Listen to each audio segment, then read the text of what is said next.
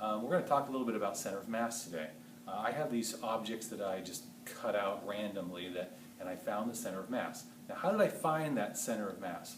Well, it was so easy as just doing this. This is the first method to find center of mass. Take a plumb bob, which is just a mass at the end of a rope, and that shows your vertical. And when I put this in one of the many holes that I have here and I let it fall, you should notice that the center of mass is exactly below that hole. Well, if I take another hole, put it over here, and let it go, once again, the center of mass is directly below that hole. That's actually how I found these. I just, the intersection of those two lines gives me the center of mass. And then what I did is I made sure that they were as close to that the center of mass was as perfect as possible by doing a little trimming and so forth. So let me show you also what happens with center of mass. If I start at one of the far holes, so the center of mass is far away, and I let it go from the edge, okay, it swings down. And I push, and I can feel that resisting me pretty good. But if I go closer to it, let me see, here's a hole here, it's a little bit closer.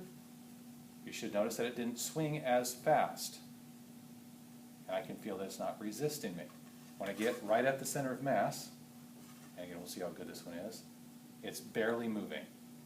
It's slightly off, okay? And that's because all of the mass all around it should be balanced. Now if I push it at the center of mass, it doesn't come back, it just rotates, okay? Now let's do a couple other things to show what center of mass does. We take a meter stick, and another way to find the center of mass is just taking your fingers, moving them together, and it should balance at the center of mass, as it does. To be more specific, just there you go, which is basically at the middle of the meter stick. It's a little bit higher, more on this side, because there's some tape residue on that. But let's take it and put it on the side of the tape. Go and move in. So right now, the center of mass is here. As I move it towards the edge of the table, notice at that point, which again we said it was a little to that side of 50, it starts to tip over. So as long as the center of mass is on the table, it seems to stay on the table and not fall. Well, let's change the center of mass by putting an object on it. Well, let's find the center of mass again by the balancing. Somewhere around 42, 43, somewhere in that area. So let me go ahead and move the tape. I think we said somewhere in that area. Double check again. So around 42, or 43, right there. So let's see if this works again. I start to move it. Now before, the center of mass was here, and it started to tip at that point.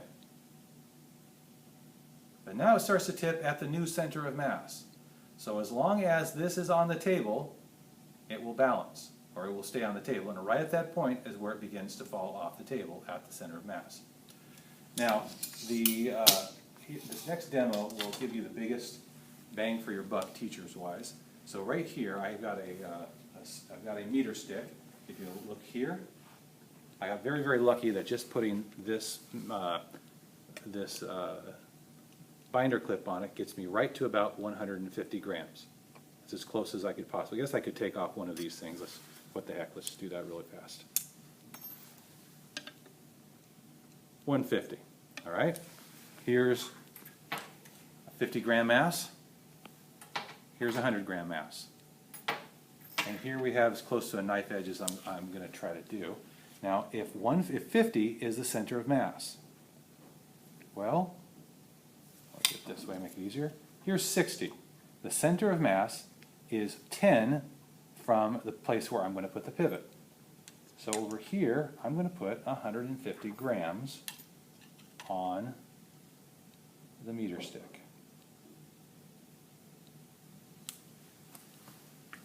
And it balances. Why does it balance? The torque on this side equals the torque on this side. And if the distances are the same, then the masses or the forces must be the same. The mass here is 150 grams.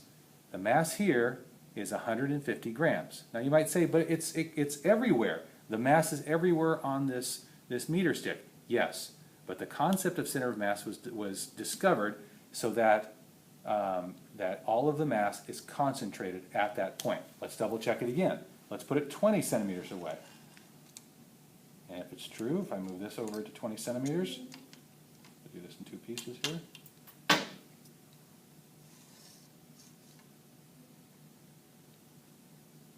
For teachers, this was the demo that I did that the kids understood the best. And it was simple. Simple is good.